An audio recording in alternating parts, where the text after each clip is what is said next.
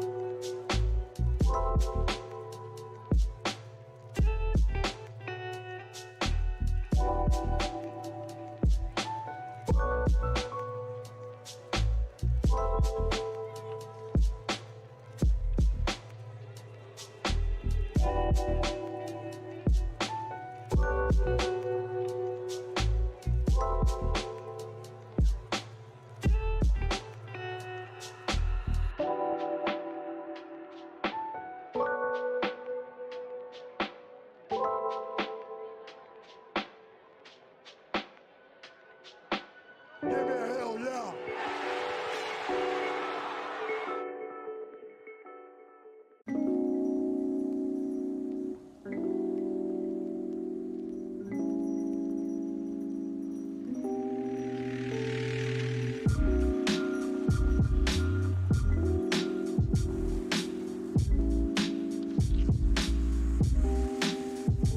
Ooh, you know what time it is. Give me a hell yeah. Bless up. Bless up. No regard for human life.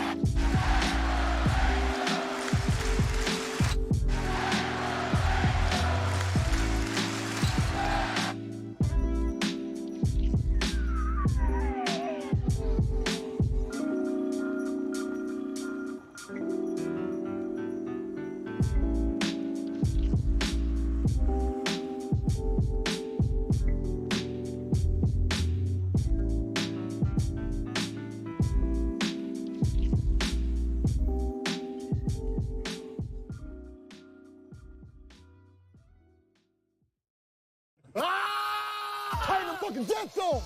Turn the fucking jets on!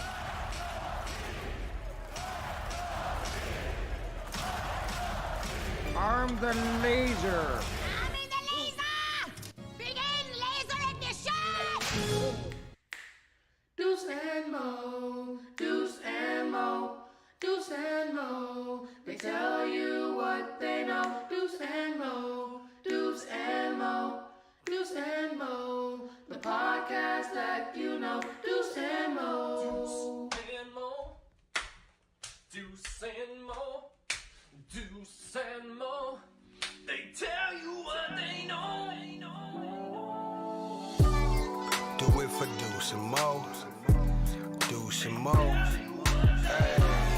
Do it for Deuce and Mo. When it comes to the Kings, it's my favorite show. Do it for Deuce and Mo. Deuce and Mo.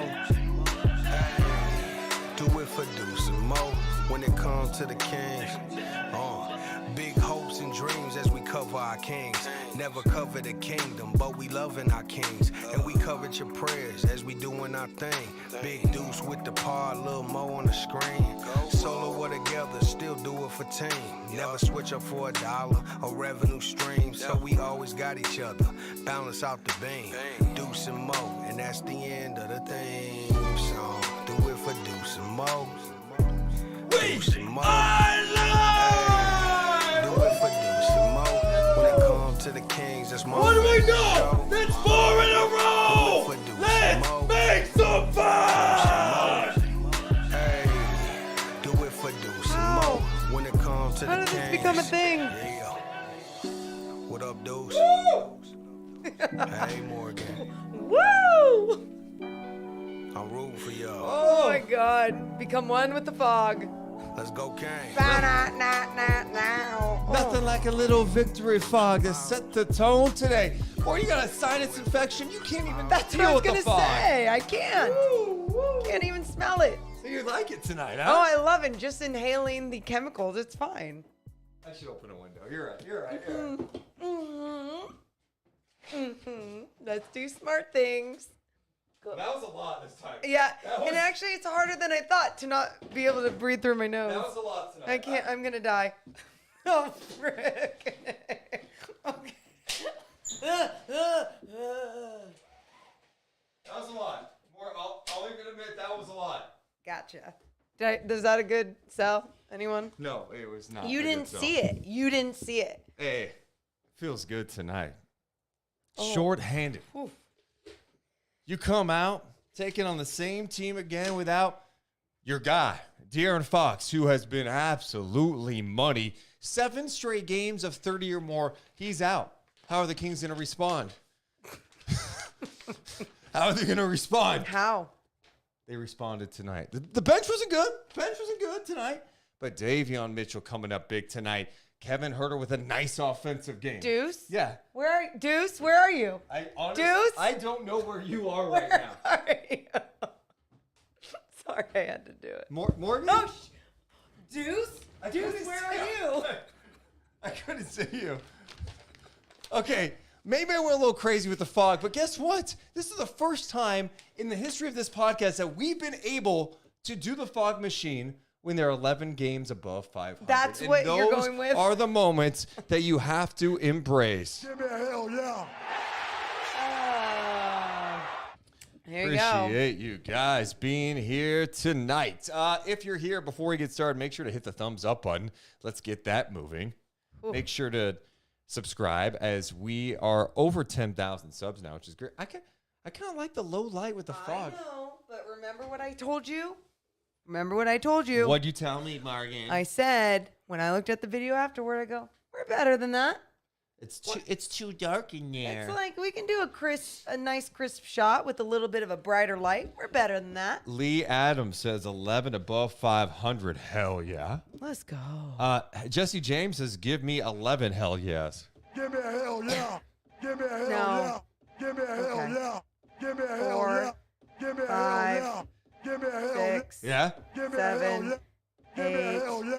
9, hell yeah. 10. Give me a One hell- more. Give me a hell yeah. Hell yeah, that's 11! And you know what? That's the new tradition. Fog, 12 hell yes, 13. I want to go up to 20 hell yes before we start a damn show. No.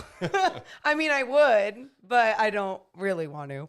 You know what I mean. Yeah, hey, in all seriousness, I'm saying in all seriousness as I wear a light up Yep. fur jacket Yep. and just have a fog machine. But good job, Mo. My bad. Sorry, guys. Yeah, I mean, this is a win that you need. Hey, Bojack, what's up? Bojack's over here like, I'm getting the hell It's like, out of this what? room. Is it on fire? In all seriousness. Yeah, I mean,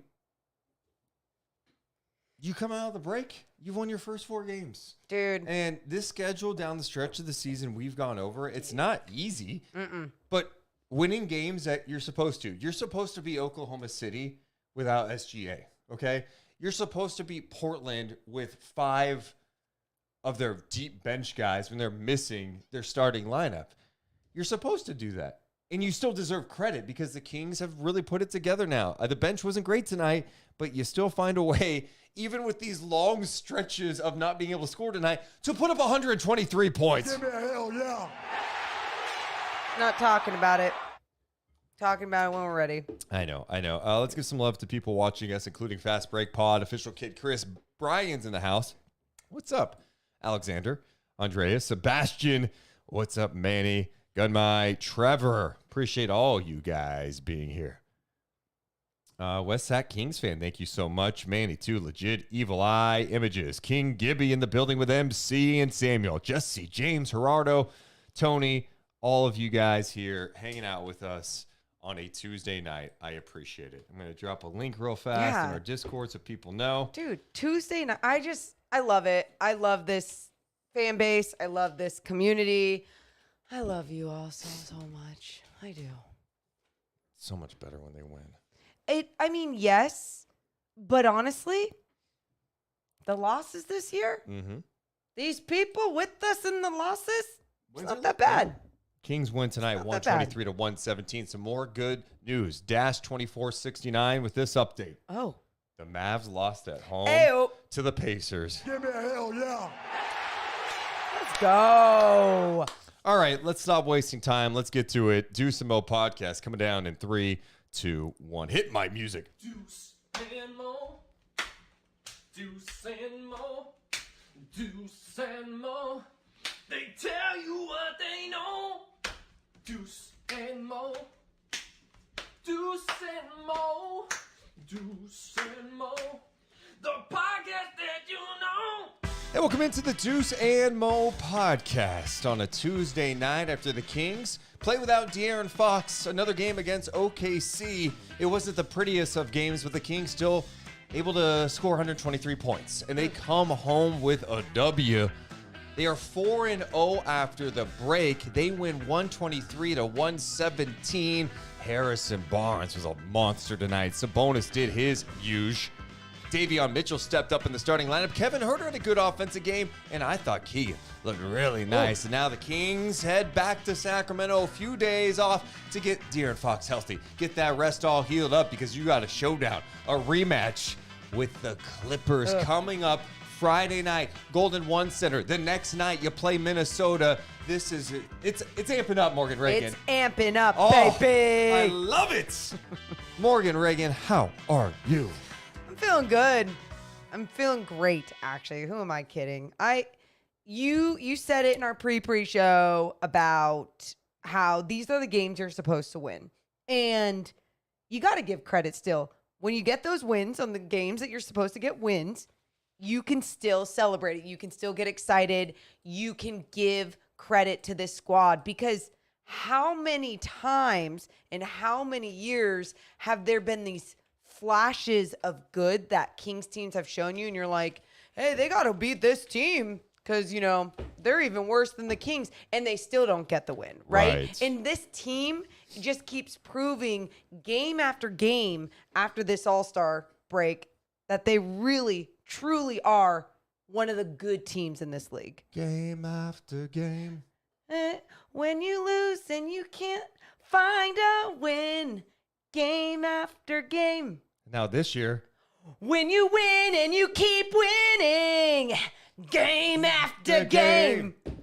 Like the beam. Be my friend, won't you watch the pod?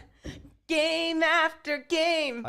Good job. Good Really? job. Hey, I mean, it was not. You put not me bad. on the spot. I know. Sometimes I like doing that to you at the beginning of a show where you just set you up and see what you can run with it. And I was worried. Sometimes So was I. It reminded me tonight of when Sabonis threw a lob to Huerter. I went, and Huerter laid it up and in. Oh, good. So was I Huerter? Yeah, you're Huerter. It wasn't a dunk. It wasn't like a classic Malik to Fox jam that was nasty. It was, I don't know if we're going to get there, but it got in and we counted it for 2. Okay. It still counts. We got the 2. We got the 2. Yeah. Let's talk about tonight's win. Kings win 123 to 117. They are now 11 games above 500. They're 4-0 after the break. It's hard looking at this record and seeing 36 and 25. So coming out of the break, you beat the Blazers, you beat the Clippers, and now you beat OKC twice.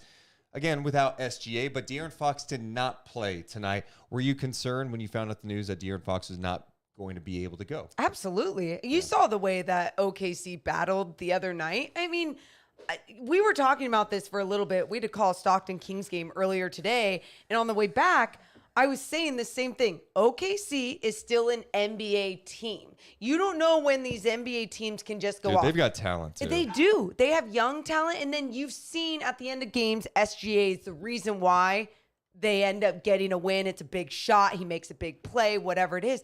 But it still takes this team to battle through, and they have something that they're developing there. But it's not quite there. And the Kings keep taking little, I don't know, growth. Like they just keep growing game by game. These last 4 games for them, we have seen actual growth from this entire Kings team. There's definitely some lows from this game that we do have to know. talk about. Let's go over the highs, and it's the starting lineup tonight. You know, the starters were amazing in this game, and it was encouraging to see. I think the guy that we were all looking at to start this game was Davion Mitchell, because he got some opportunities when Fox was out just a couple of weeks ago before the All-Star break, where it was really disappointing. Yeah. Where he didn't give him much. At some point, they just went without a point guard because Delly wasn't going to give him anything.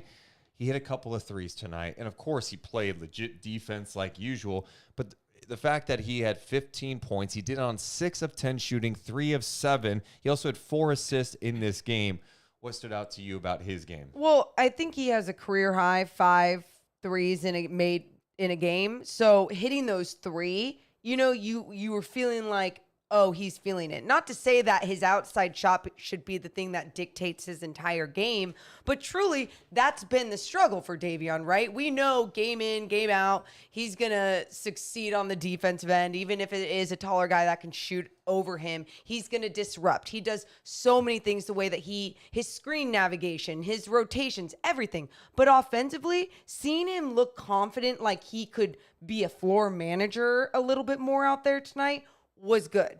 I thought the starters made it a point to push the pace tonight too. And without Fox, you get worried about that. We've seen it this year without Fox. In fact, they were 1-4 without Fox headed into today's game. So you're going, okay, are they going to be able to get anything? You can't get nothing from your other point guards on the roster. Davion not only brought out defensively, he was able to play 32 minutes tonight.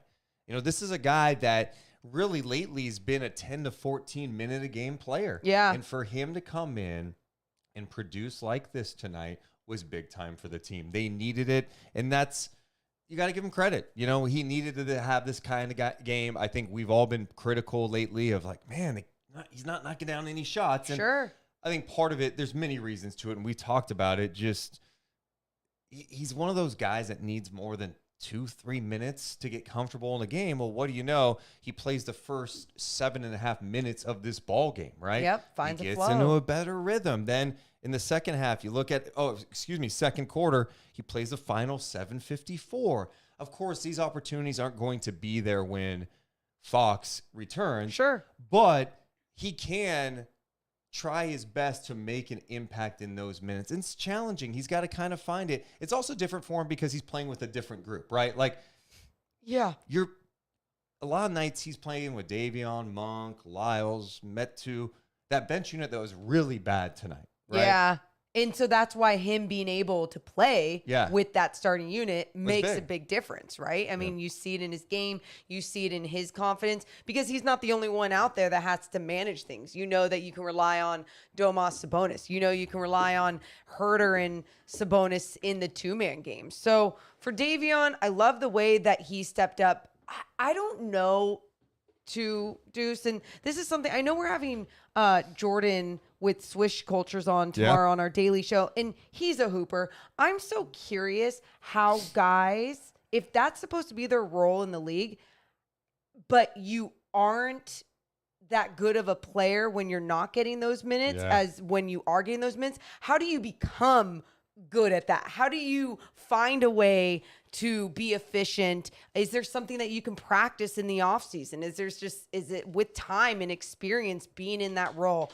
But for Davion, I just feel like throughout the league, that's mainly going to be the role. And I'm hoping it's here in Sacramento that he can find how to be super efficient in those small minutes that he's playing. Well, it was a great game for him. Of course, he was great defensively, too. 6 of 10, as I mentioned. 3 of 7 from 3. 15 points for him in the win. The next guy, Morgan. Let's give some love to HB. Harrison Barnes digging inside. Up and under. Wild reverse, and he scores it. Oh, my goodness. What a job by Harrison Barnes. He wasn't done. Davion in the front court. Kings 5-on-4 for the moment. Open, right corner. Harrison Barnes. He scores the triple. The Black Falcon gets the Kings back to a 10-point lead. Harrison Barnes, 29 points. He had 9 rebounds, 3 assists, 8 of 13 shooting. He was 4 of 5 from 3, 9 of 10 from the line. Again, another example of, all right, Fox is out. This guy's been dropping 30 bombs all the time. He's scoring 40 in a game. He's been on absolute fire. Who else is going to step up? HB, going to need you to be more aggressive tonight. We're going to need you to attack, especially this OKC team.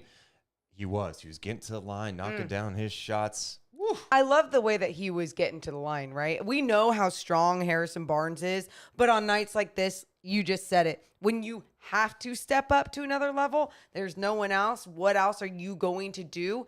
He really stepped up as a leader. He stepped up as a scorer. He stepped up as a guy that was going to create and then also make sure that he was flaring out, being open for three and knocking down those shots as well. I loved what we saw from Harrison Barnes. But what I also love is knowing that he has that no matter what. But he's got it for when De'Aaron and Sabonis don't have it, right? Like he knows his role when those two are on the floor and can be productive and contribute at such a high level when he is needed. Just a vet, just a pro. Yeah, he was really awesome in this game for Sacramento. I feel like we're going up and down the starting lineup and going, oh, yeah, this guy was awesome, this guy was awesome, because the starters were really, really good in this game.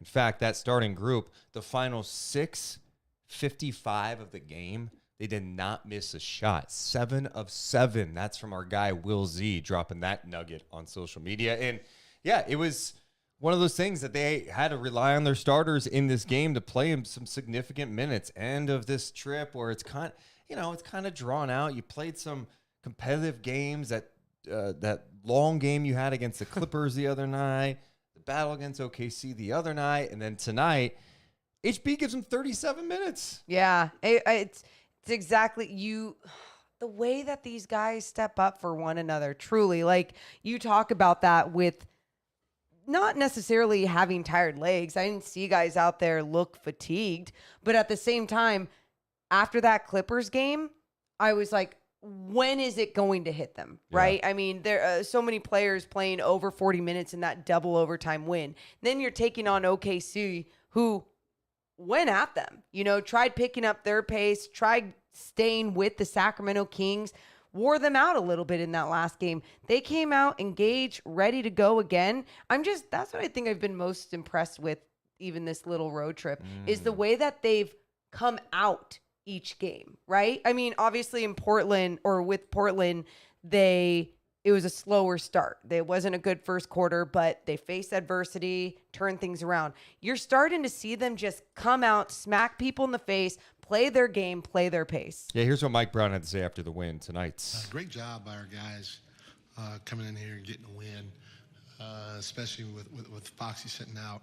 I kind of challenged the guys before the game. I said we got to get greedy, and when you're greedy in situations like this, that means you have a chance to be great. Because we could have said, hey, Fox is not playing, SGA is not playing. If we lose this game, it's okay because we're 2-1 on the trip, and we're still sitting comfortably in third, and go through the motions, and let's get back home, But our guys, they came with a little bit of an edge tonight, and so they played greedy. And that's what excites me about this team is, knowing what's at stake and still coming and performing the way that they did and getting the win and finish this trip off the right way gets me really excited about the group. Yeah, and he should be excited. It goes to what you're just saying, Morgan. It's like, I don't know if it's an approach. We had that cut from Terrence Davis after, the Blazers game. He was just talking about how over the All-Star break, he was just thinking about the significance of what the playoffs would mean for this organization. Yeah. And it seems like all these guys are kind of like, yeah, we can't be messing around here. Like, obviously the Kings are going to lose some games at some point post-All-Star break, but you just need to put yourself in a position to keep building and create that separation in the standings, because now all of a sudden you got teams like the Lakers. They just lost LeBron. How long is he going to be out? They lost tonight, right? Dallas, they just lost again, this time at home to the Pacers. So that separation is growing right now. The Clippers are playing a game right now against Minnesota. We'll see how that one finishes. And then you've got Minnesota coming up you've got the Clippers on Friday and then Minnesota on Saturday. Yeah, and I don't even, sometimes I don't know what to say when it comes to a team like the Clippers. when you see the matchup against OKC, I feel like it's easier to be like, you got to get this win, right? This is a game you have to win. It's still not easy beating an NBA team back to back, right? And then you have the Clippers, a team that they just played a couple of games ago. So the Clippers obviously want revenge. Sure. And I want to come into this game because they beat them and say, oh man, you got to win this game because you know how to beat them. But this is one of those games where it's not easy. I'm a little bit more scared looking ahead at the Clippers. Russ has a few more games. You scared? I'm just a little scared. How many wins do they have since that Kings lost? I don't know how many. Well, they lost in overtime. I know that. To Denver, and they're losing right now to Minnesota. Losers. No, but seriously, even Russ trying to get into the mix and the way that he pushed the pace in that first game, the team followed. And then I know Russ was benched against the Nuggets because of matchup purposes. So, they're still trying to find their way. And I think that's your angle. That's what you need to capitalize on. This team's going to still do a great job when they're in the postseason. They're going to have their chemistry together. They have vets. They have experience. But right now, while they're figuring things out, step on the gas pedal and get them. Yeah, well, they're 36-25, the Kings. They're now 18-13 on the road. That's a ridiculous road record. It's the best road record in the Western Conference right now. That's so great. That's awesome. And to then, be above 500, but you're 18-13 on the road? And you literally hear Light the Beam chants in almost every single arena. Yeah. So, yeah, good for HB for stepping up. I thought Keegan tonight, I loved how Keegan played. And I know if you didn't watch the game and you just looked at the box score, you go, okay, 13-10-4, that's a nice game. He played some really strong defense.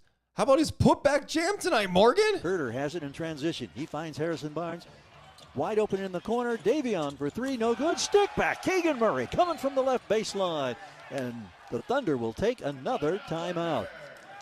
Yeah, I thought Keegan looked great tonight. And he had another play late in the fourth quarter. The Kings needed a bucket. Shot clock was winding down. He made the right decision, drove it inside, launched a jumper, buried it.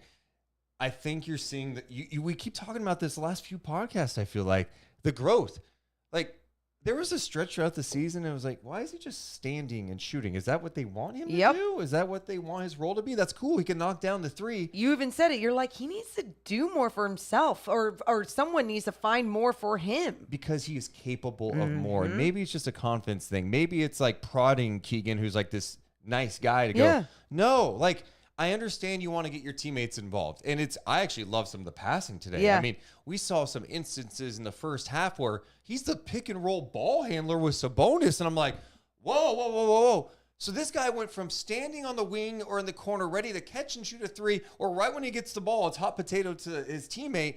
Now he's trying to make plays. He's putting the ball on the floor, put back jams. He's attacking the glass. His rebounding has gotten so much better.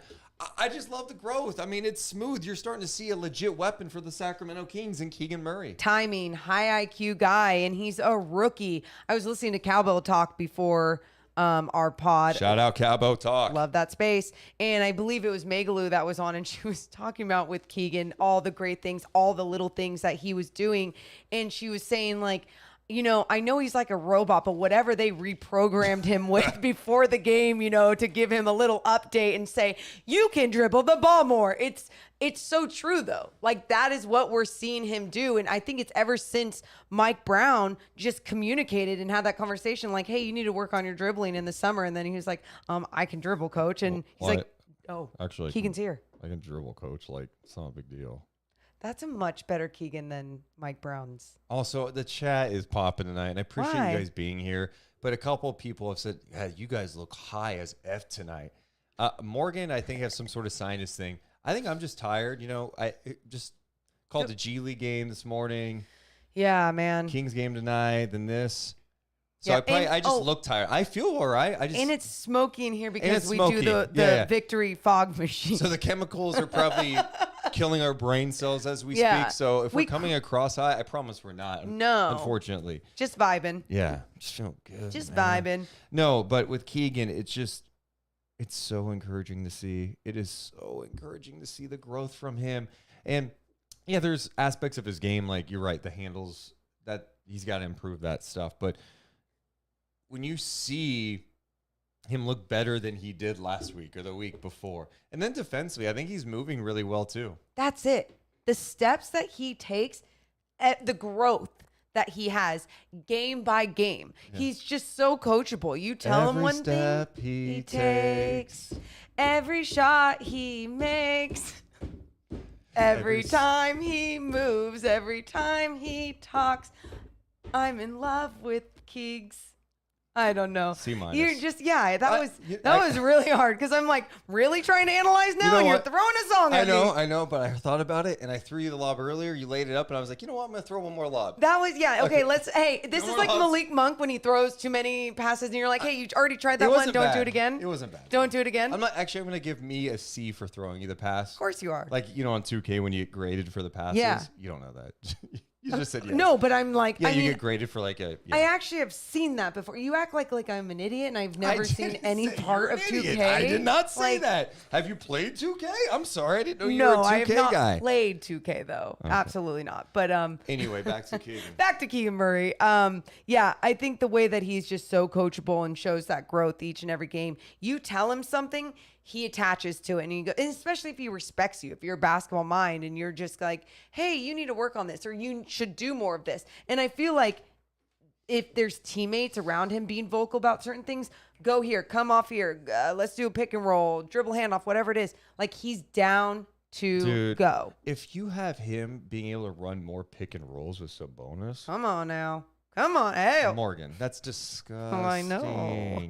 That's disgusting. Yeah, so his growth has been really tremendous. 13 points, 10 rebounds, 4 dimes. He had a steal, 5 of 10 shooting, 3 of 7 from three-point land, too. And I just hope the rebounding can kind of keep up. I think that's one area where they really need him. Yeah. I thought tonight against a smaller OKC team, they did a pretty good job rebounding. That's what I was going to ask. Do you think it's just a size thing? Like, he needs to get stronger and that's what it's going to... He's playing more physical now. Yeah, I mean, I see it. Like, is. I think there were stretches early in the season where it looked like, especially on drives, he was kind of avoiding the contact. Mm-hmm. I mean, even down low. I mean, we've seen him like wrap up guys. Yep. We've seen him grab the ball, forcing jump balls, initiating he's getting the after contact. rebounds. Yeah. Like he's understanding. Like, hey, I'm a big dude.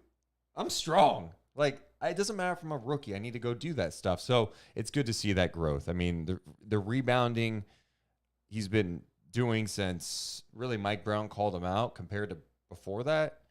Significant. Yeah, it's like you said, you look at that stat line, nothing too sexy about it, but you watch the game and you're going, oh, he's doing a little bit of everything. Yeah, Sato in the chat brings up a good point. The goal for King is to get to the free throw line more. And yeah, that's another area in his game that, to be fair, should get better.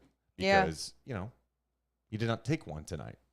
And he's going to knock him down if he gets to the line. Right. So. And that's going through guys, not just trying to, figure out a way to take a floater, make a floater high off the glass. Go into guys. Appreciate you guys being here. For all the people here, if you have not hit yet. Oh. I'm a little offended that you have not hit the thumbs up button. Oh, my God. Hit that thumbs up button. Hit the like. All it does is help this page grow so more and more fans see this page. Also, to subscribe. The chase is on. I think Morgan said the chase is on for 100,000 subs. Chase is on for 100,000. Once you get to 10, you just immediately go to 100. Hey, we're at 10.2 right now. We're really just reaching that 100 mark. So if you guys could help us get there, that would be great. Yeah. Thank you. Also, Brian in the chat says, I'm just happy that someone other than Domas is out here getting rebounds. Yeah, Keegan had 10 tonight. Harrison had 9, and then 13 from Sabonis. So great job on the glass. We should go to Sabonis next. As I think we're going to hit every member of the starting 5. I love it. Because they were great tonight. Yeah. The starters were fantastic in this game. Sabonis, 22, 13, and 9. 8 of 10. Just the classic Sabonis, 8 of 10. Efficient. Getting his teammates involved, and I thought he did a good job with the bus outs that you always talk about. It's like, go, grab that board and go. He was the ball movement tonight was fantastic, especially when your starting point guard is not there. They end up in the game with 34 assists. Yep, just beautiful way that they were slinging that thing around.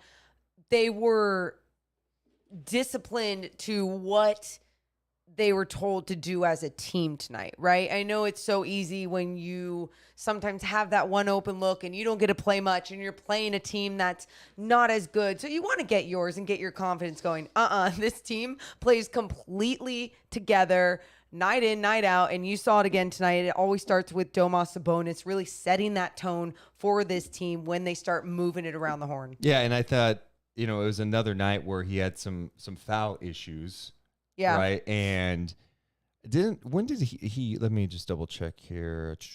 Was the third the one that they challenged? That was the Delhi block foul that Mike Brown challenged with 2:27 to go, and they won that challenge.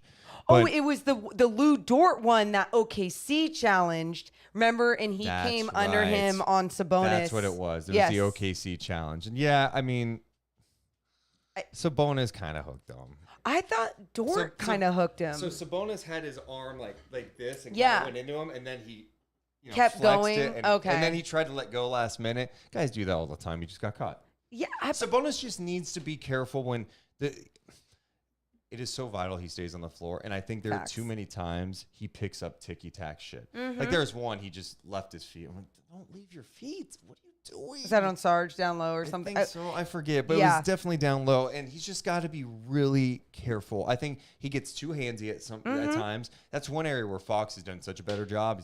He's using his chest more. Yeah. And it's something Mike Brown wants from Sabonis. You're strong. Use your chest. Don't reach. Do not reach. And Domas can definitely do that. Yes. But I think what Domas is also trying to get better and better at is just obviously his lateral movement, staying with guys.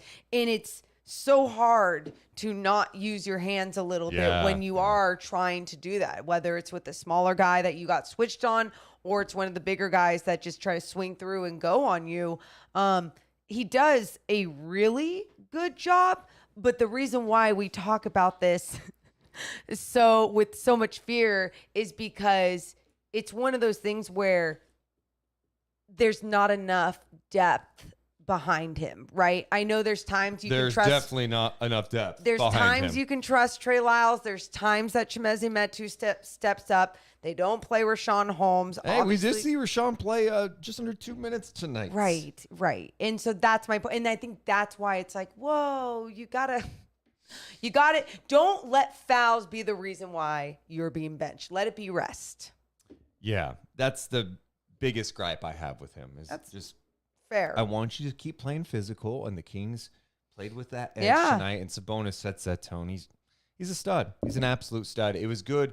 He needed to have a big game with Fox out, too. He needed to have an impact, and it was good to see him find that groove tonight in this game against OKC. Stat of the Day nominee from Trevor. The Kings are now 15-2 this season when they have 30-plus assists in a game. Okay, now. With 34 in this game. They did have 20 turnovers in the game. We'll talk more about that in a second. Next guy we got to talk about is Kevin Huerter. We mentioned him last podcast because the shooting struggles.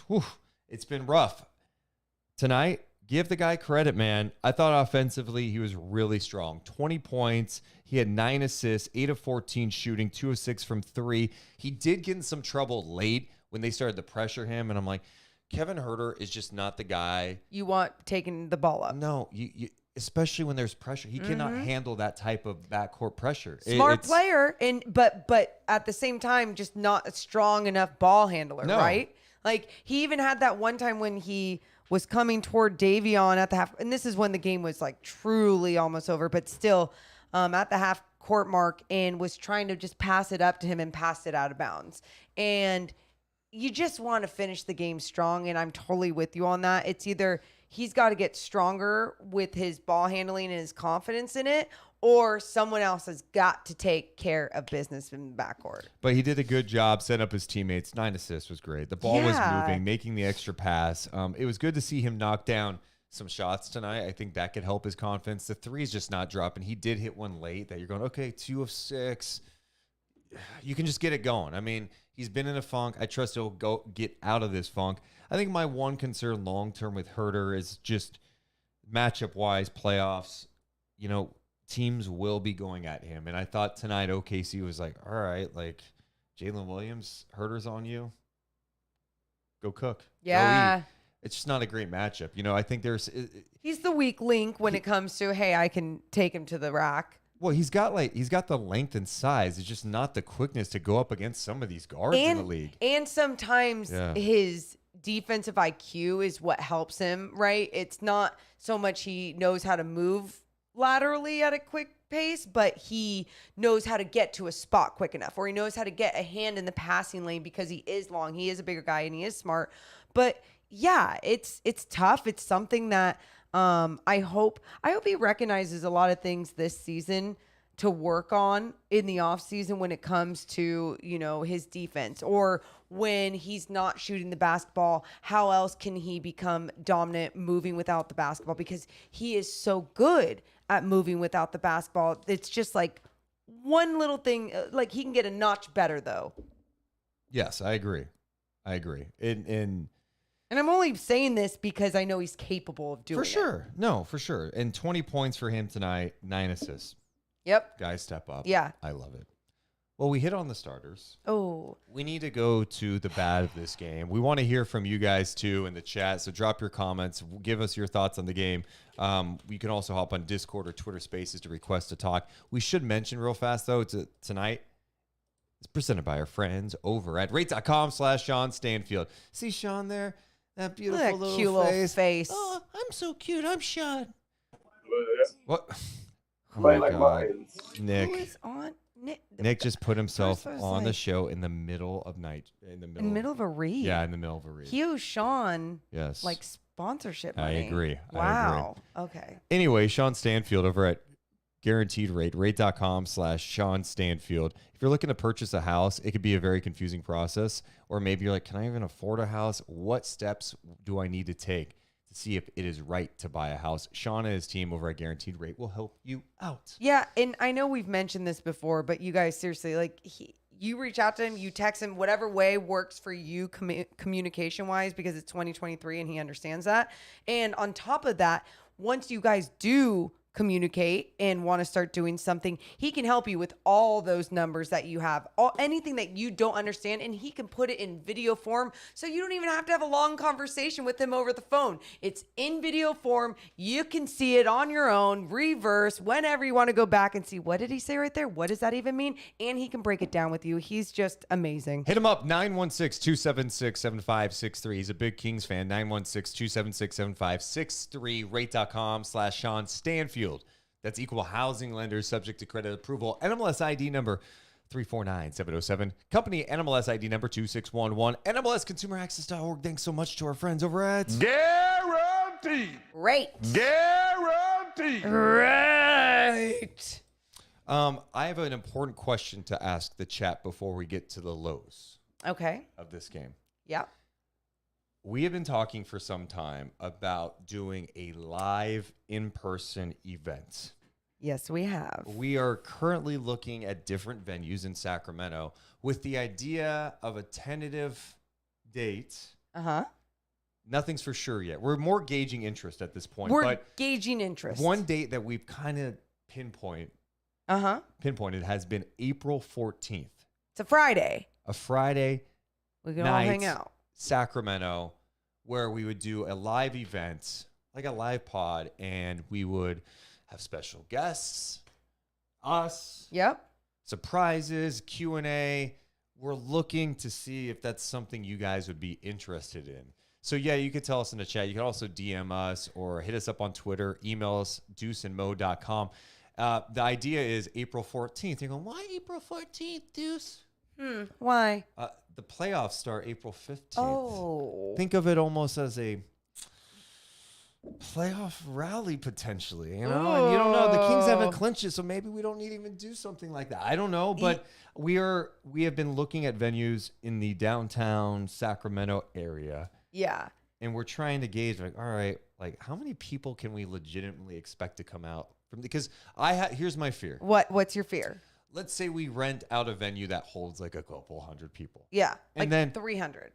And 25 people show up. Right. We put on a show for those 25 Oh people. my God, and I'd those appreciate people would those get 25. the best show ever. Or should it just be like, let's get like a smaller Like an venue? 80 person venue. And just kind of like, Yeah. hey, whoever shows up. Oh, and either way, it's not for profit, but we would be selling tickets, like $10 tickets, just Yeah. for commitment. And also it would help pay for the venue and we pay for the rest. This is not a money-making thing No. for sure. We'll probably end up losing money on this, but it's Yes. not about that. To me, Yeah. we want to do a live event with people, all you guys who hang out with us all the time after games or listen to us after. We all come together right before potentially a Kings playoff run, talk about the team, have a good time, do a live podcast. It's just something we're looking at this point. I'll probably send out a link on Twitter, on social, on Discord and everything to kind of gauge a list of people that say, I would do it. I would spend $10 on this ticket and do it.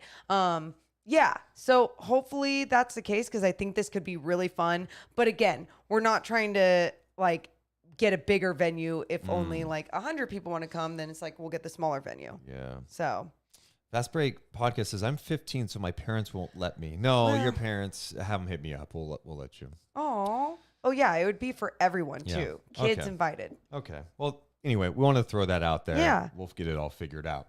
All right, Morgan, let's get to some of the lows of this Kings game. Hey. The Kings won 123-117. Morgan, the bench tonight. Let me just give you some numbers. Sacramento scored 123 points in this game, right? Mm-hmm. The bench scored 24 points. The Kings as a team had 34 assists. The starters had 29 of those assists. Okay. The bench shot 6 of 21, 28%. They were 3 of 17 from 3. So 17 of their 21 attempts came from 3. They had 9 turnovers in this game. Hey, things got mixed up with De'Aaron Fox being out of the game, but you should still be able to figure it out a little bit more. I understand why they like Dellavedova. He just can't play anymore. And it's like, He hit a 3. he did hit a 3. He did a 3. And I like Delly. I think he's great for a locker room. I mean, how many times is he keeping guys calm or just kind He's of that experienced, dude, man. He's like an assistant coach in a way, right?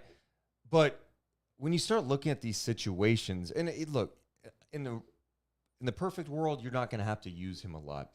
I just look at that position and go, man, if Fox has to miss time, or what if Fox and Mitchell get in foul trouble in a game? Like, you have to be able to trust that someone can come in and run things, and it's defensively, it's offensively, it's just not good.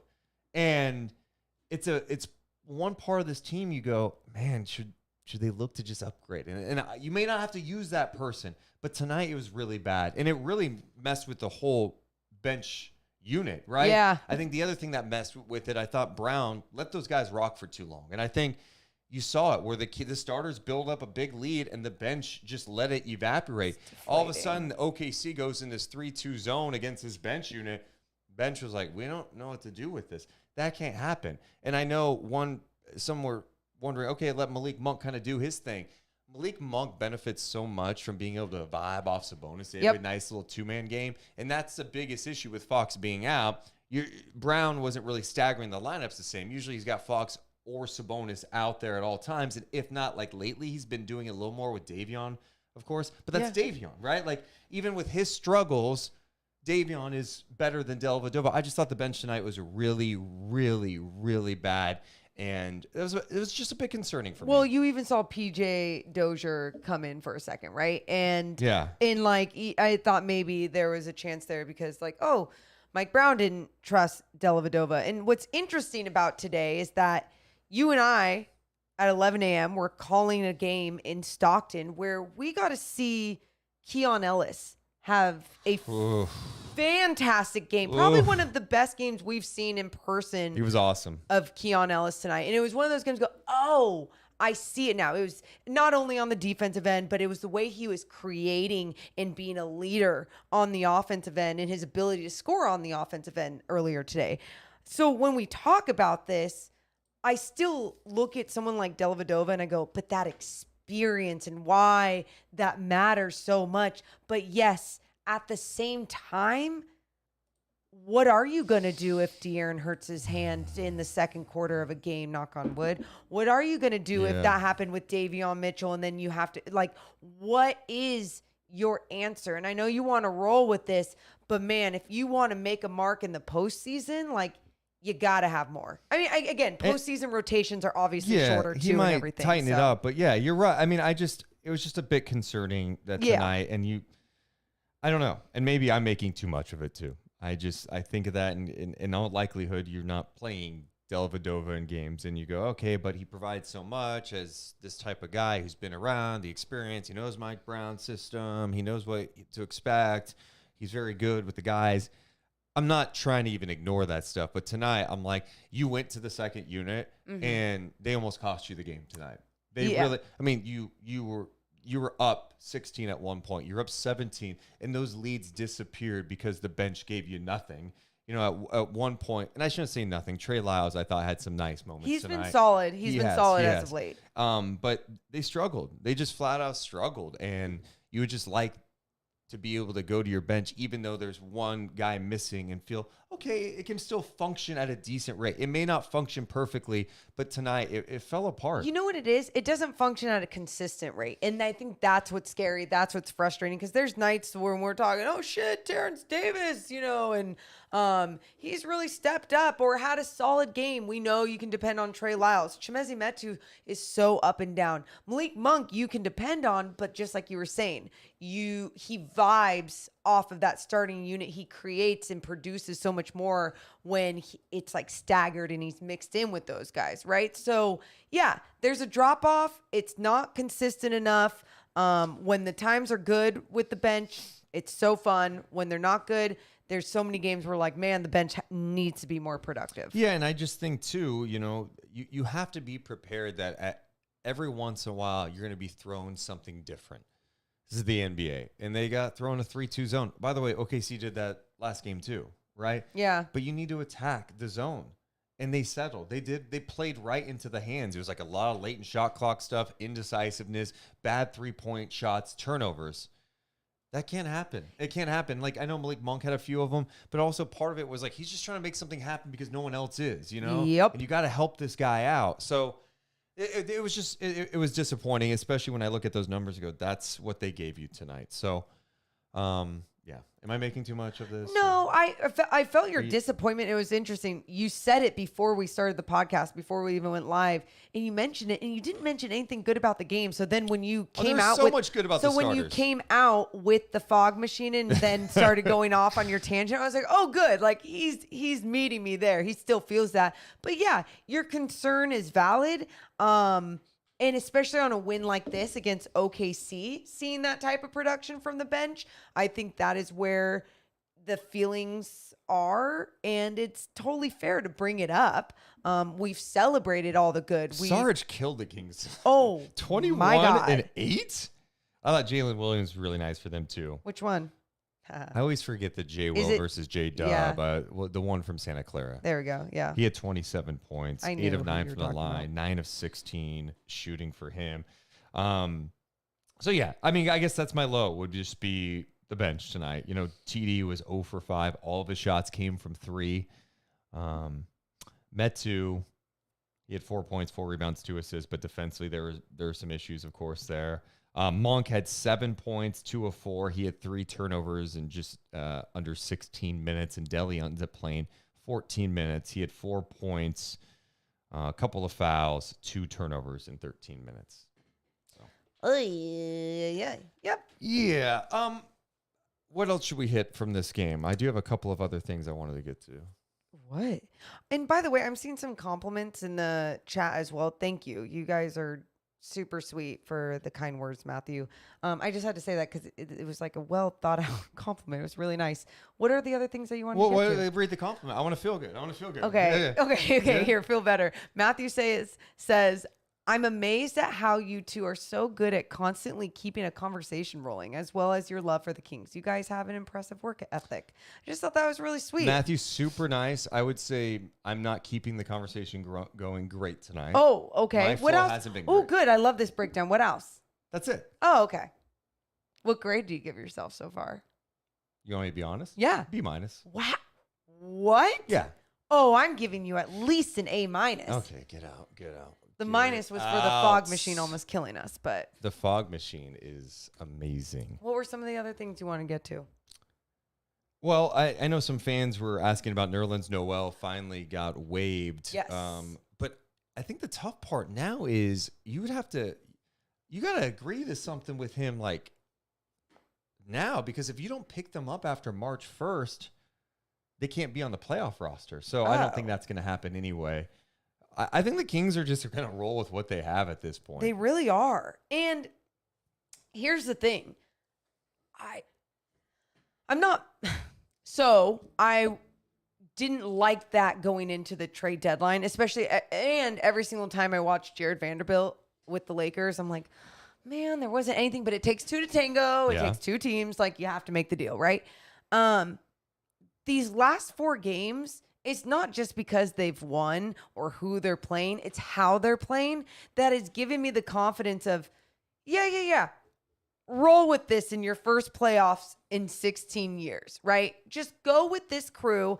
I'm down for that, and see exactly what tweaks it is that you believe that you need to make. I mean, if you're seeing this squad go up against the Dallas Mavericks in the first round of the playoffs, which is so wild to even say out loud, you're really feeling like there's hope. There's a possibility here, right? But it still gives you this great opportunity to point out what tweaks need to be made going into the next season. Yes, I can tell you right now, the backup 5 has to be tweaked Correct. next year.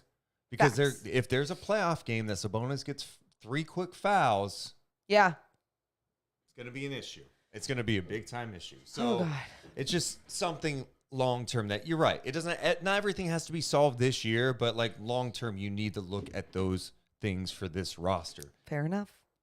Flat out. But Nerlens Noel's out there. I like Noel. I think some people are like hyping him up a little too much. I think he's a good player. I do. I mean, I think he's like a solid backup big in this league. He can block a shot. And I think that's what some people like about him is like, at least there's someone to contest. But, you know, if you're putting him in the pick and a roll or away from the basket.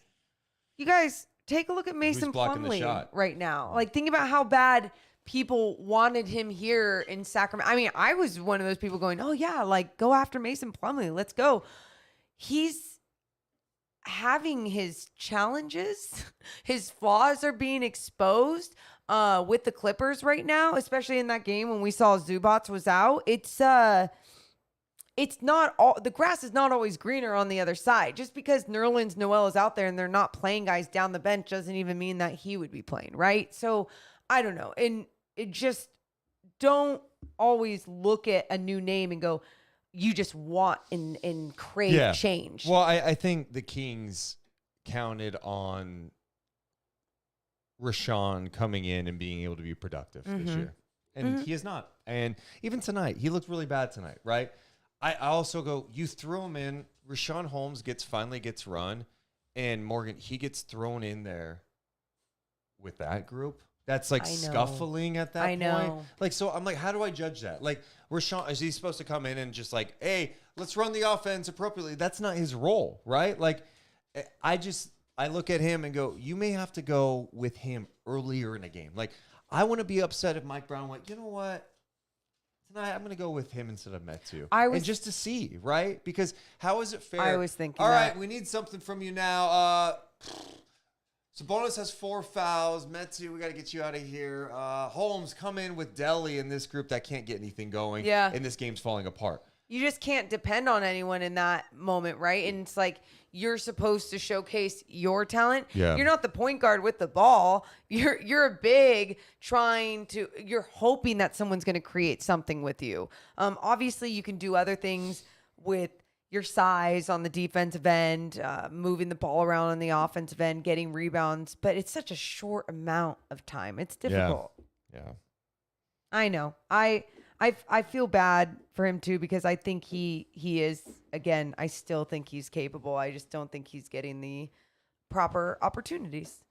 Mike Brown had some things to say about Davion Mitchell today that we haven't heard about. Let's hear what Mike Brown had to say about Davion Mitchell's performance in place of De'Aaron Fox, who missed the game. I mean, you got to take your hat off to Davion did a heck of a job on both ends of the floor. He was fantastic for us offensively. He was spectacular defensively. I mean, he just set the tone and changed the game when he came back on the floor time after time after time after time. Kevin, it was great to see him have a breakout game. The 9 assists was huge. Speaking of that, we had 34 assists on 43 baskets. That was great. That just shows the guys are trying to move the basketball and trying to play the right way. So there's Mike Brown talking about Kevin Huerter and Davion Mitchell tonight. I love it. I appreciate what he has to say about his players that do step up, that do stay ready. And again, it goes back to the standard that he has set.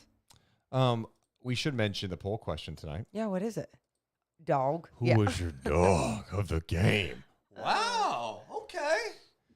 The options I put out there: Davion Mitchell, Harrison Barnes, Domas Sabonis, and Keegan Murray. You can only put 4 up there on YouTube. So I would have added Herter as an option. But why are you saying wow to this answer?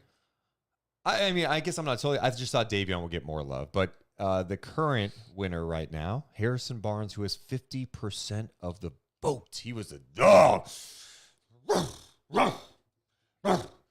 Does anyone else get really weirded out by what? By just how into the bark you get? That's part of it, man. That's how you can. Who is the dog of the game? Rough. No, that's rough. Rough. I forgot. You're an adult man. You should be barking like that. Correct. Who would you vote for the dog? HB. Why? I obviously I love the way that Davion stepped up. Mm-hmm. We've seen him step up before. We've seen him not step up before. But Harrison Barnes, it's not just because of the way that he produced on the offensive end. It's the way that he stepped up in his role and created so much for this team, so many more opportunities because of the way he was being aggressive and getting those paint touches, being assertive, making quick decisions, right? I love when Harrison Barnes has sharp games like this. And when De'Aaron Fox is out, that's what you need. One of my favorite plays tonight involving Harrison Barnes came in the third quarter. Mitchell had the strip, shocker, got it to Keegan. Keegan pushing the ball. Beautiful pass to Harrison Barnes for the jam. That was sweet. Yes.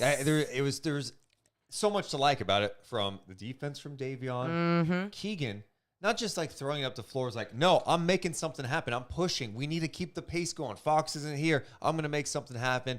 That was confidence. Getting to HB, who finished. Barnes has had some jams this year. Yeah. He's had some nasty jams. And that wild-ass reverse he had, I don't know how did that fall? How did he do that? He had a different wild one earlier this year, too. People were comparing it to Michael Jordan.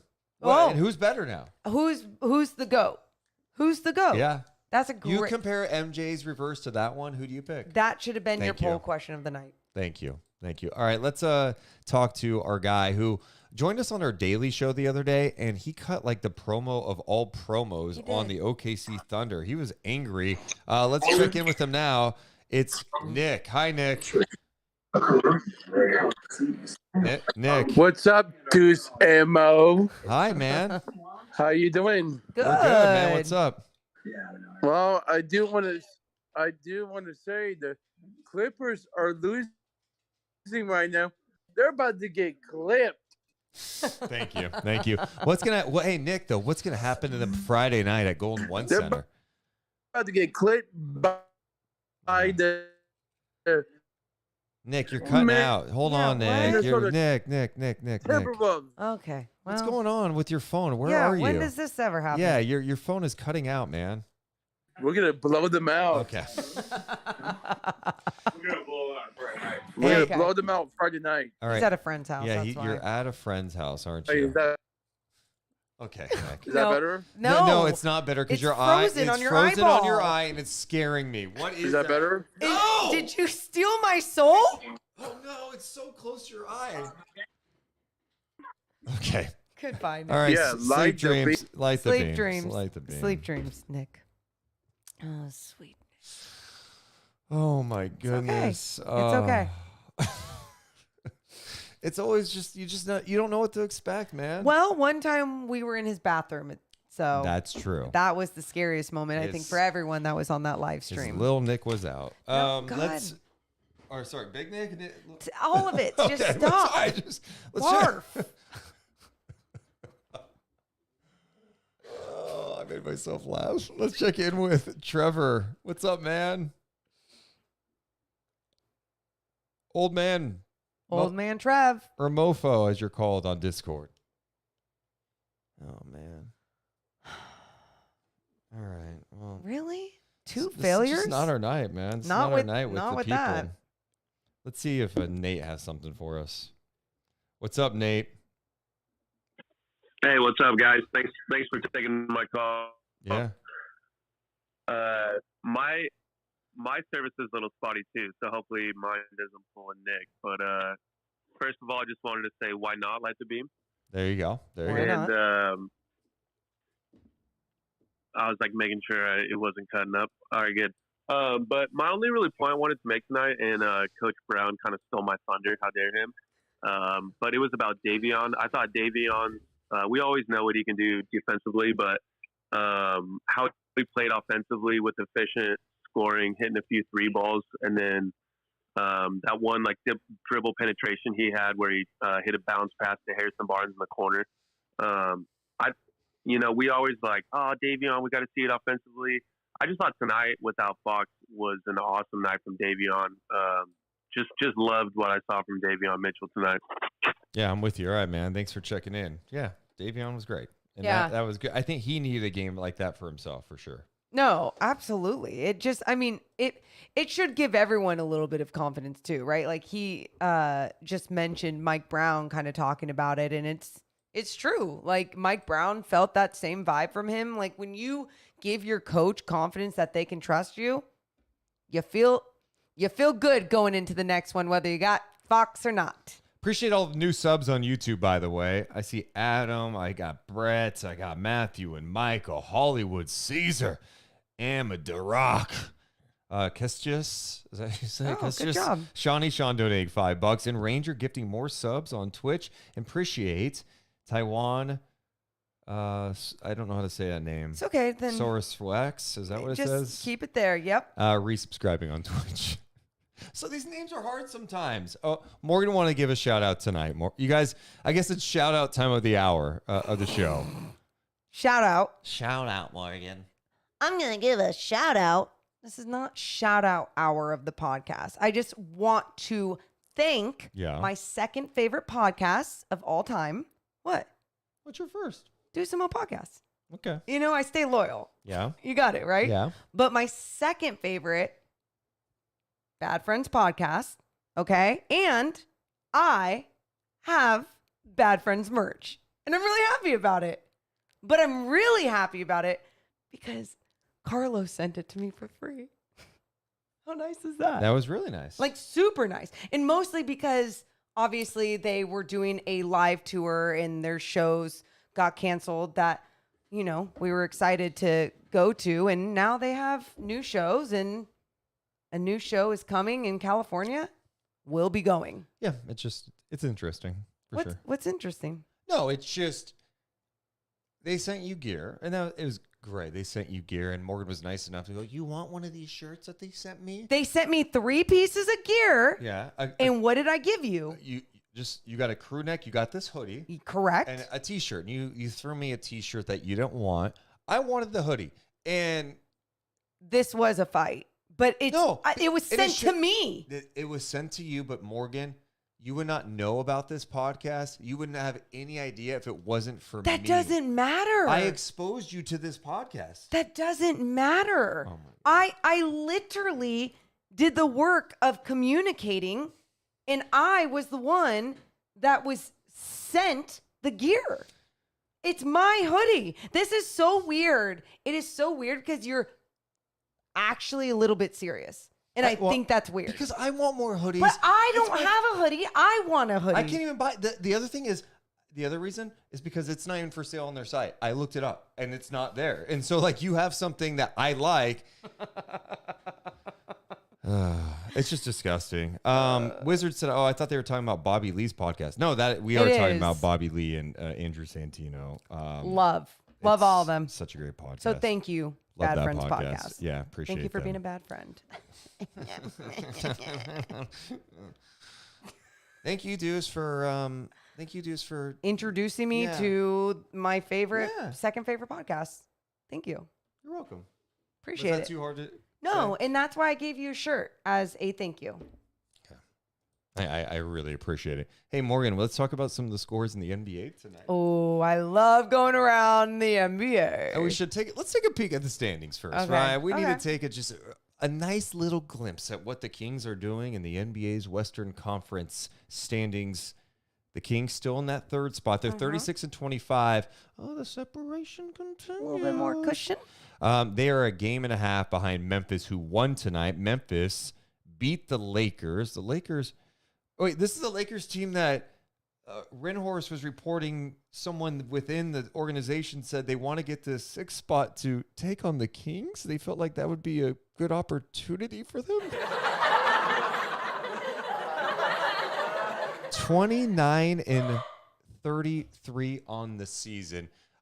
That's not good, Morgan, right? Troll on, man. We get to troll on right now. In all seriousness about them, LeBron going to be out at least a couple of weeks. Bojack. We're not doing that. We're not. We're not doing Not that. right now. Oh, no. Oh, no. Bojack is in trouble. Are we good? Yeah. Okay. In all seriousness about the Lakers. Yeah. They're sitting at 29 and 33. They lose tonight. I feel like LeBron's going to wait a couple of weeks, see how it feels, and then look at the standings and go, I'm good. I feel like this happens. He's starting to break down a little bit. I just don't see any chance whatsoever that they're able to make a run at this play-in without LeBron, right? Like, there's just no way.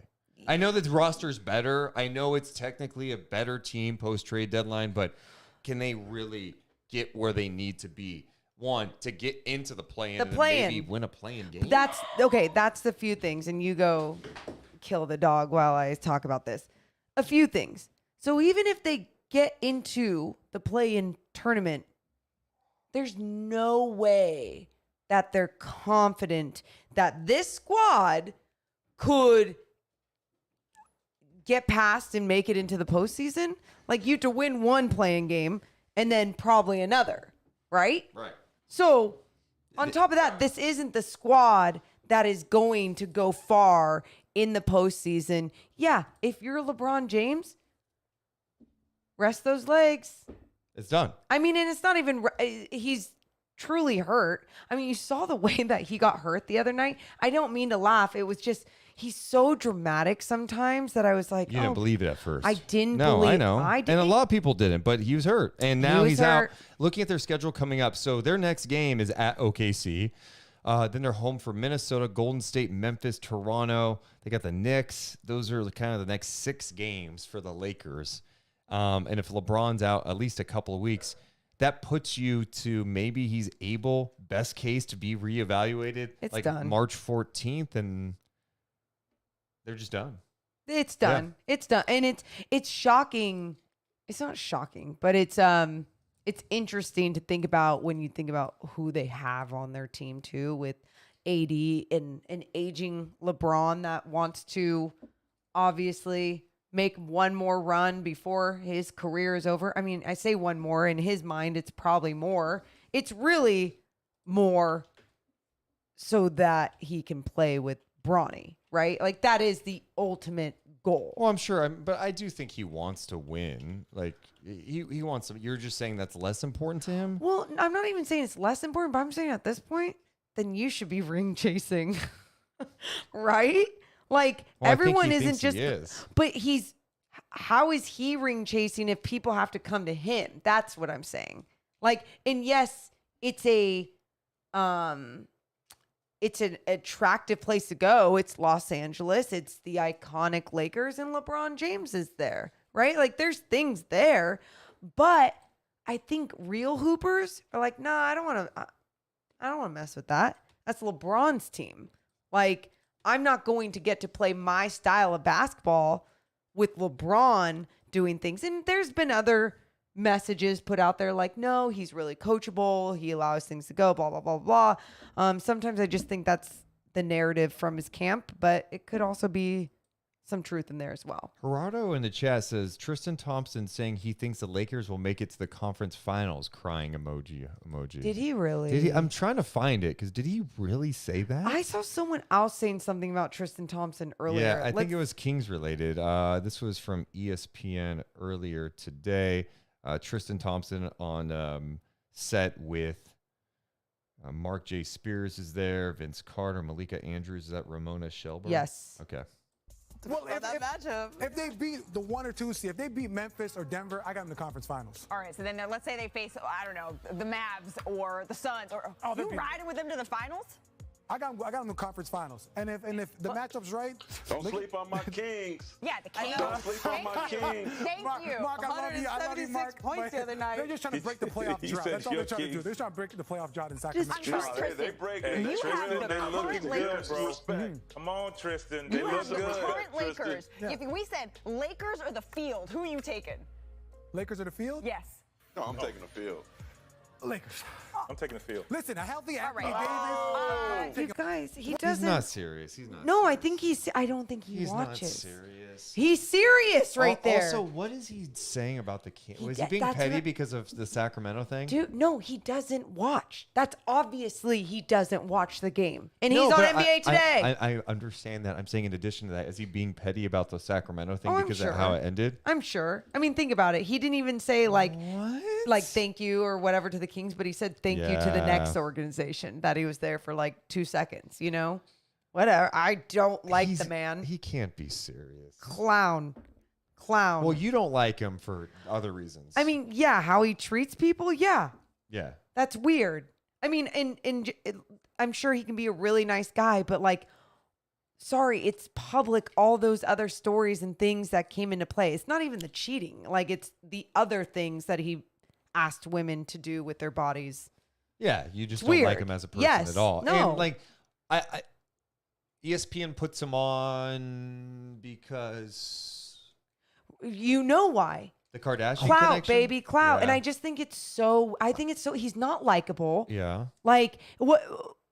Because he has followers and Kim Kardashian and him go to like some basketball tournaments. Like, what? I don't know. I just don't. I love Morgan coming for his head. Let's go. If you're gonna do a basketball show, have basketball people.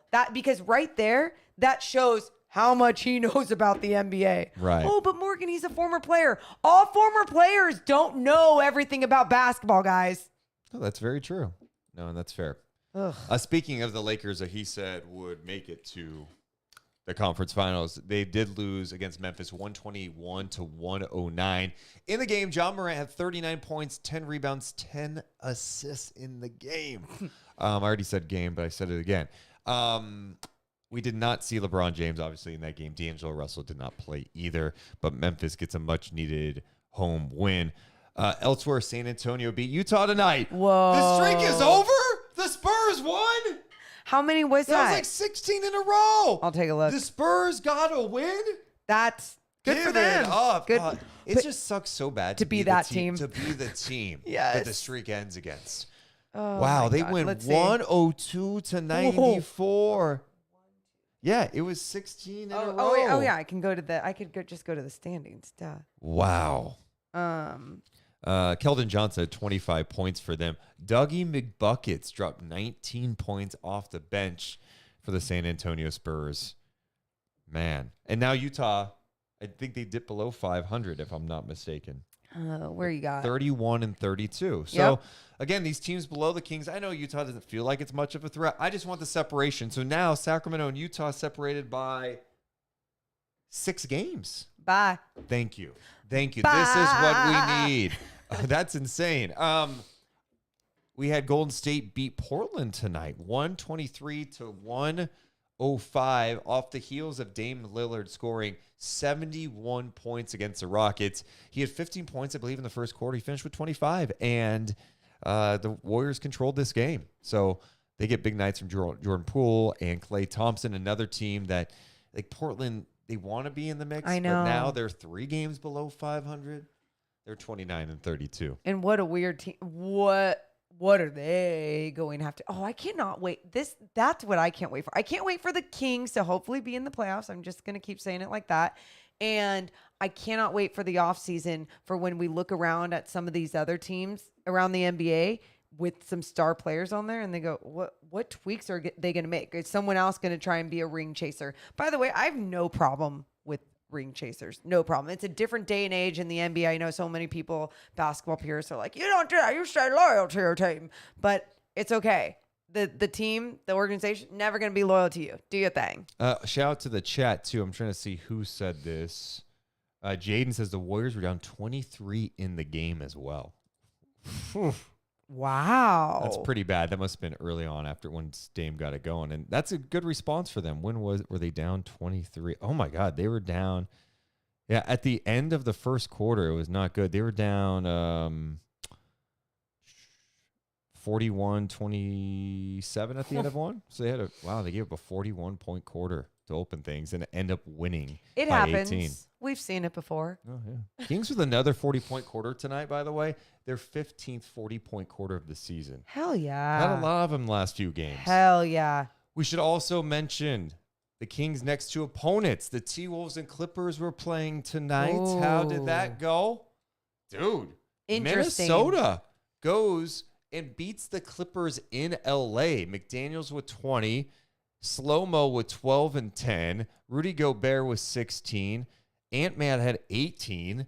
I mean, just talk about tremendous balance. The Clippers shot just 42%. Westbrook had 14 and 10.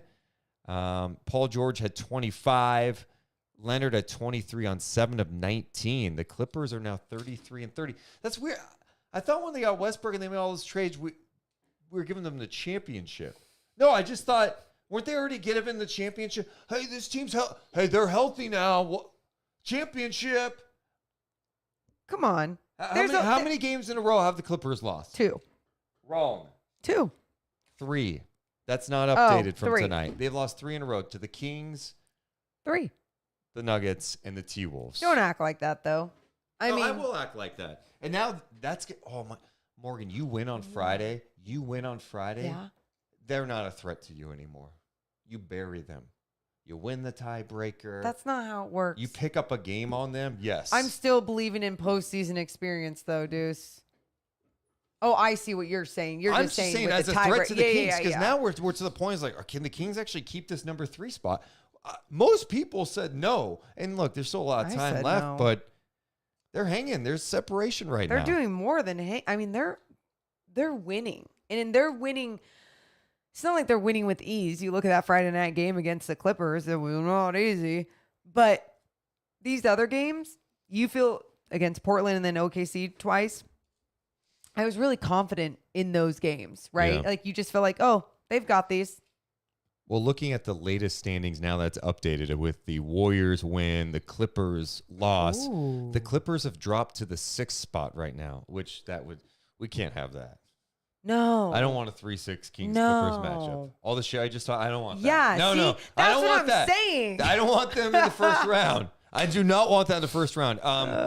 It'd be actually fun if we got a Kings-Warriors first round matchup, dude. That would be the best. We talk about this all the time. Both these teams have not been good at the same time. You got the Mike Brown connection. It's like, I'm scared of everyone. Of course, you're going to be scared of everyone except Dallas. I'm so scared. But the Warriors have jumped to the 5th spot. They were in the play-in. This is how fragile it is. And because the Warriors only have a half-game lead on the Mavs, who are in the 7th spot in the play-in. Wow. So the Warriors tonight have jumped to the 5th spot. The Clippers now in 6th. Then you have 7th, Dallas. They've lost 2 in a row after losing at home tonight to the Pacers. How about that? This makes me want to do the live show on April 14th so bad because I just want to feel this in a room full of our people. It'd be great. Luka had 39. Oh my God. But they lose 124-122 to Indiana. Tyrese had 32 points, 7 rebounds. He had 6 assists. And they go on the road and beat a Mavs team that needs wins at this point. And the Mavs did get a lift from a morale standpoint as Maxi Kleber returned from injury. They're hoping that he may be able to help them defensively. I just look at that team and go, they don't have enough. They don't. Sorry. They have Luka and Kyrie. After that, do you trust any of them? Christian Wood, I know he's got his moments. He can get you buckets. You know how many minutes he played tonight? How many? 18. Oh. He can't defend. Did Buddy Hield get hurt? He only took 1-3. Is he That's okay? insane. I didn't see the game, but Buddy Hield's stat line was insane tonight. 10 points, 5 rebounds, 4 assists, a steal. He took 2 shots. Free throws. 7 of 9 from the line Wow. for Buddy. 7 of 9. Miles Turner with another big game, 24 points. Something that Zach Lowe mentioned that I thought was interesting. He was talking about the Sabonis trade and how we always mention Sabonis and how great he's been in Sacramento and what that's meant for De'Aaron Fox. Yeah. But he also acknowledged what that trade has done for Miles Turner, because now Miles Turner is not just chilling in the corner, launching threes. Like, he's able to do a little more out there, and it's not so clogged with Sabonis next to him, and he's playing with Halliburton. So it's crazy how a trade can lift a couple of players. Well, I mean, first of all, they call Tyrese Halliburton like the center whisperer, right? Like just what he's was able to do with Rashawn Holmes here, and now you're seeing with Miles Turner how he's elevating his game. It's just sometimes you get put in situations that just work right for your game, or GMs and organizations understand that and make that move. They didn't necessarily make that move thinking this is the answer for Miles Turner. I mean, you heard all the drama going around Miles Turner, not even knowing if he was going to be there, right? Sure. So it's really nice that they ended up making that able to work out. Yeah, Dallas, I just don't think has enough size, right? Like, it seems like more and more teams are adding bigs. I'm like, who's guarding any of these guys? I mean, looking at their roster, it's just not, you know why it's not as scary right now, too? We know what Luka is still capable of, but is he, this is, I do this with Zion, too. As he looks bigger, he's less scary. And I think it was, you guys, he's 22, 23. He's going to figure it out. Looking at highlights from like his first couple of years, you're like, oh my God, he has gained weight. Yes. Luka needs to be humbled. And this could be the year. Because he is such a talent. And like you said, he's 23 years old. He's going to be great. He needs a first-round exit. And that's like almost a wake-up call. And, hey, it could be a wake-up call for the Mavs, too. Because, look, if this goes bad for Dallas, Kyrie could just bounce. Right, Kyrie's a free agent. Their whole thing with this trade was, these two, it's going to elevate Luka. They're going to play better. They can make a little bit of a push here, make some more tweaks in the offseason. But if Kyrie's like, I'm going to go play with LeBron, or I want to go dip, and, hey, you know what? Phoenix is going to get rid of Chris Paul. I'll go to join the Suns and KD again. Don't we feel like that's going to be the case? I mean, it seems like that's where it's tracking at this point. And, you know, it takes time for these guys to build chemistry. They're just getting used to each other. I just look at that roster and say it's not good enough. I think Luka is not in good enough shape. I think Luka talks far too much to the officials, and it impacts his game. And people hear that and they think, oh, you're hating on Luka. No, Luka's a stud. The guy is, with all of these things that we're talking about, he's still this good. And so think about if he fixed those things. And everything's come so, I mean, he's just won at every single level. Every year it's gotten better and better. So now, and he's young. If he doesn't make it to the conference finals like he did last year, and he gets knocked out in like the first round, no, he'll feel it. He'll feel it, and that's when, I mean, in some ways, as a basketball fan, I want to see him at his best. Not this year. Not this year while the Kings are making the playoffs. No, but I want to see him as his best in the NBA at some point, because otherwise, that would be a waste of a talent, right? If he didn't make those tweaks and figure it out. And I think he will have too many people around him in his life to not push for that as well. But it takes one guy. I want to look at the It's going to take him. Mavs schedule. Oh, my goodness. Look, this Mavs schedule coming up, too. And this is where, if you're Dallas, losing a game at home to the Pacers, and then the night before, or, you know, on Sunday, you had that big 27-point lead at home, and you lose that game. Well, check this out. What lies ahead for the Dallas Mavericks? They take on the Sixers coming up on Thursday. Then Sunday, get ready, ABC, Mavs Suns with KD. That's going to be KD for sure. Yeah, KD is making his return against Charlotte this week. Okay. Unless, they're Yeah. gonna load manage him. I don't know.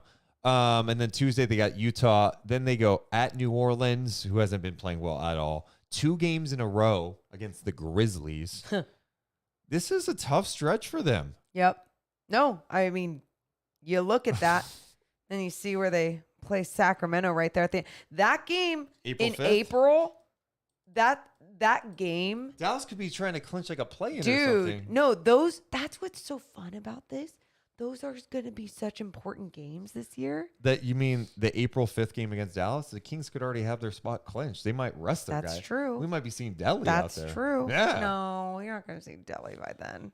There's no way. Well, if the Kings keep playing well, they're going to clinch a playoff spot soon, right? Yeah, how soon? I was talking to Jason about this. He was saying, I don't know, March 25th against Utah. Okay. It could be. That's just a spot. Right. Can you clinch a spot? I know. We just want top 6, but now I am starting to get greedy. I'm just being honest. I want the 3. Don't get greedy. Like, give me, not only can you get a first-round matchup where you don't have to dick around with the play-in, Yeah. you get to play game 1 at home. Oh. Dude, this is so cool. Appreciate everyone still hanging out with us, by the way. We're going to be live again. Oh, my God. We've done 90 minutes already. I know. Yeah, I'm going to be honest. Half hour ago, I was feeling really bad about this show. What?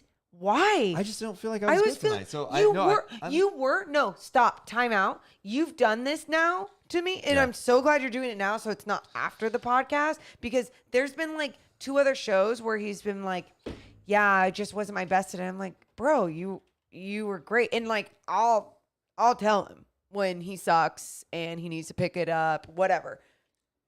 It's not even like, oh, you've been fine. You've been great. So whatever the shit you're feeling, knock it out of your head. Knock it out of your body. I don't give a shit if it's a sinus infection. I don't care what it is. I'm just going to be honest with you right now. Yeah. This is really annoying. I just said I was feeling this way. I haven't been. And now you're trying to make me revert back to being like, eh. No. I'm just saying, I'm trying to make fun. I'm trying to empower you. I'm having fun. I'm trying to empower you and make you feel good. You're not making me feel good.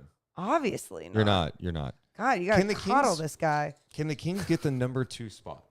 Do you believe they can catch Memphis? I'm going to say no, because every time I say something like that, then it's going to happen. So no. Well, their schedule coming up. So they got at Houston. That should be a W. But then they have at Denver, at the Clippers, at LA, then home for Golden State and Dallas twice. They still play the Rockets 3 times. So that's going to be tough to catch them.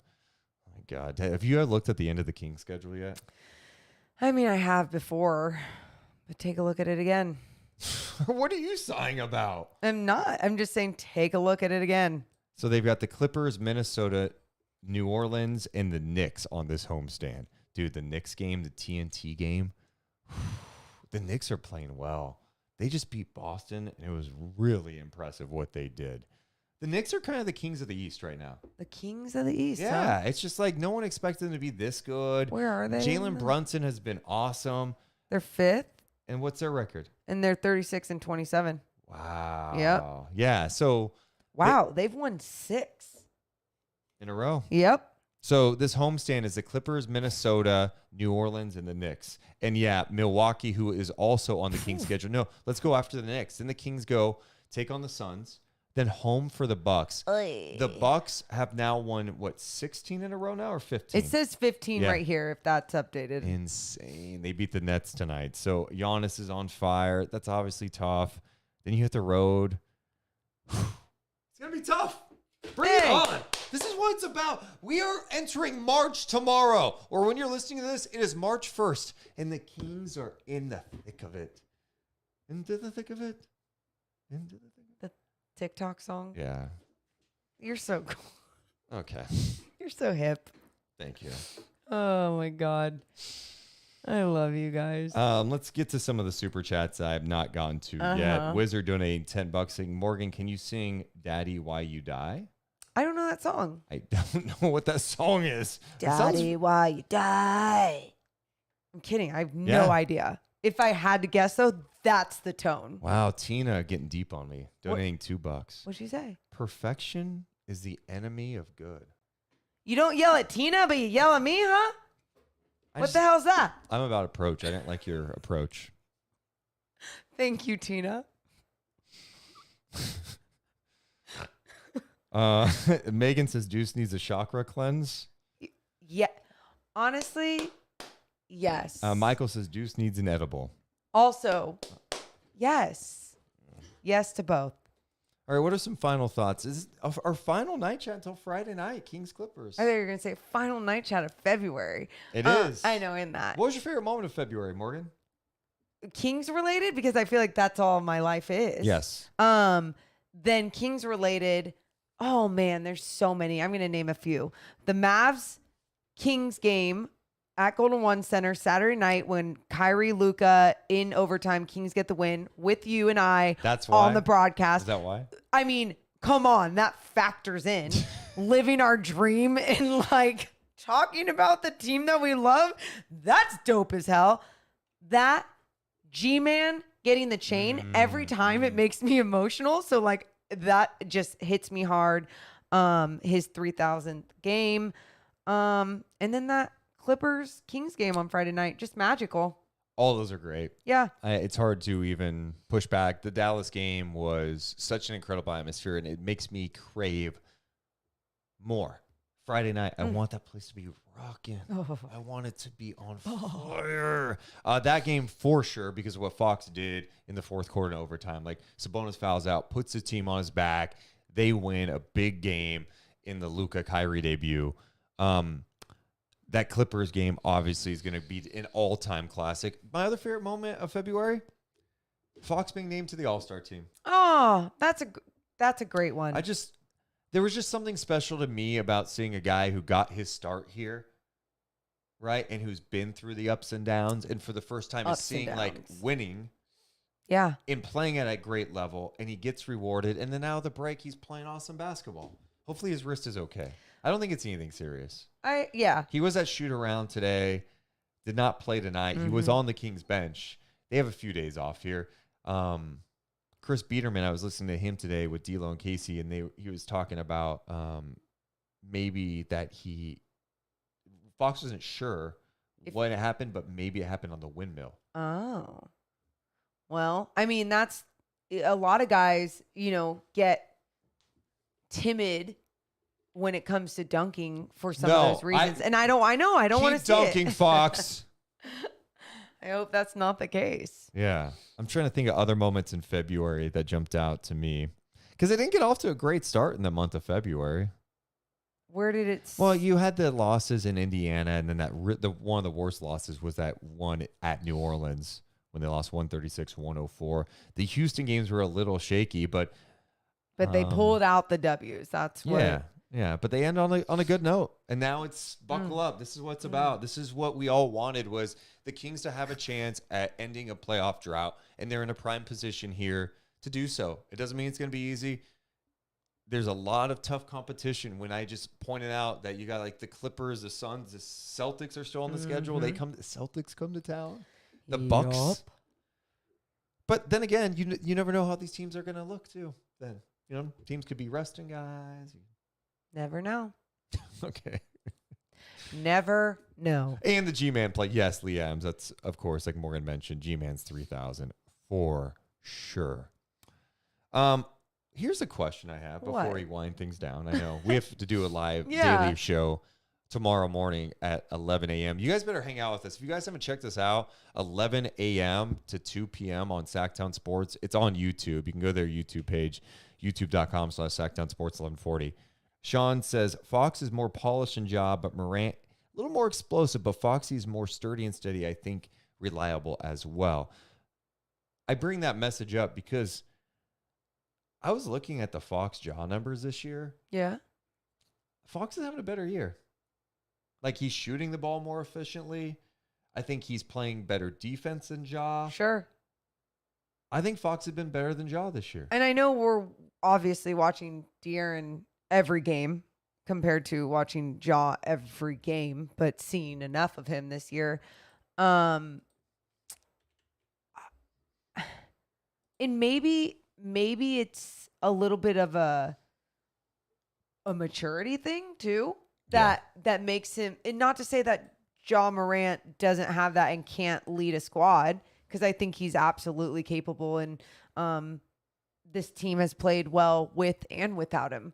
But when he's out there, it's magic happens. I think with Fox, you really feel confident about him leading your team and everyone jumping on his back to go, right? Where Ja sometimes just goes without his team and finishes it all by himself. If that kind of makes sense, right?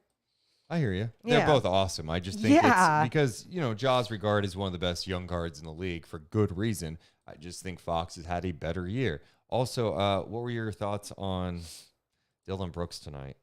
Pulled up, wearing a vest and jean shorts. Stone Cold Steve Austin, a Jace.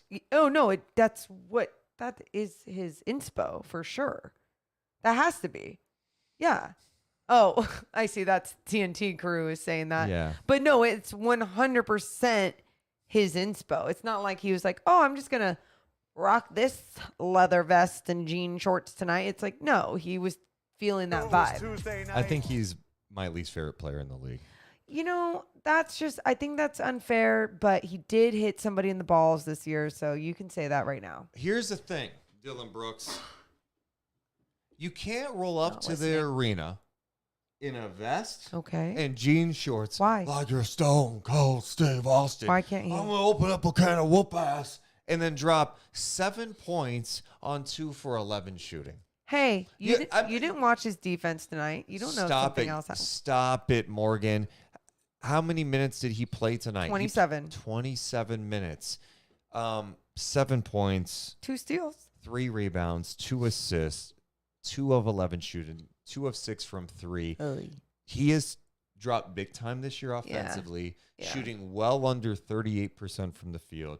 I'm just not a fan of a guy who plays the way he does. I think that's fair. I don't like the energy he brings to the floor. And if you're rolling up like, I'm going to come in here and I'm going to stone the Lakers, then you can't be 2 for 11. Well, I saw the jokes before the game like, oh, he's going to go 3 for 16. You're allowed to express yourself through your fashion, but I felt like that was a statement of like a costume of, hey, I'm Stone Cold. And it's like, no, you weren't. That's all. Oh, man. Hey, I appreciate you guys all hanging out with us tonight. If you have not yet, hit that thumbs up button. Make sure you're subscribed to the channel. We'll be back live on this channel Friday night following Kings and Clippers. And then Saturday night, every single game after Kings games, we are here live. You can also catch us Monday through Friday on our daily show, 11 to 2 p.m. Pacific time on Sacktown Sports. Turn it on while you're at work. Yeah, we love you guys so much, but we gots to go. You all have the best night ever. Thanks for being here. See ya! Deuce and Mo, Deuce and Mo, Deuce and Mo.